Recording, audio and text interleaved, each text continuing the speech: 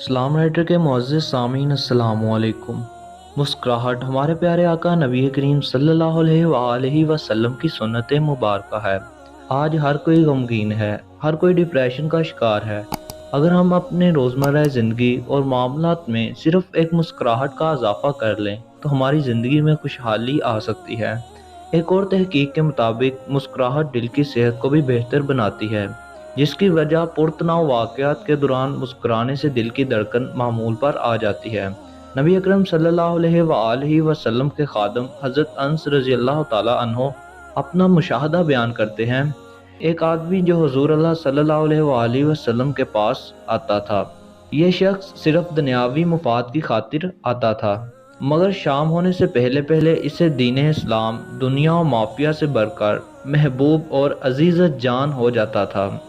اس کی سب سے بڑی وجہ ہمارے پیارے آقا نبی کریم صلی اللہ علیہ وآلہ وسلم کا حسن سلوک اور لب و لہجہ تھا۔ حضرت عبداللہ بن حارث رضی اللہ تعالیٰ عنہ بیان کرتے ہیں، میں نے رسول اللہ صلی اللہ علیہ وآلہ وسلم سے زیادہ مسکرانے والا کسی کو نہیں دیکھا۔ اسے امام ترمذی اور احمد نے روایت کیا ہے۔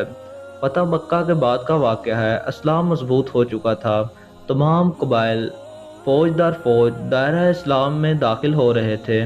انہی ایام میں قبلہ عبد القیس کا ایک وفد رسول اللہ صلی اللہ علیہ وآلہ وسلم سے ملنے آیا۔ ابھی یہ لوگ سواریوں سے اترے نہیں تھے۔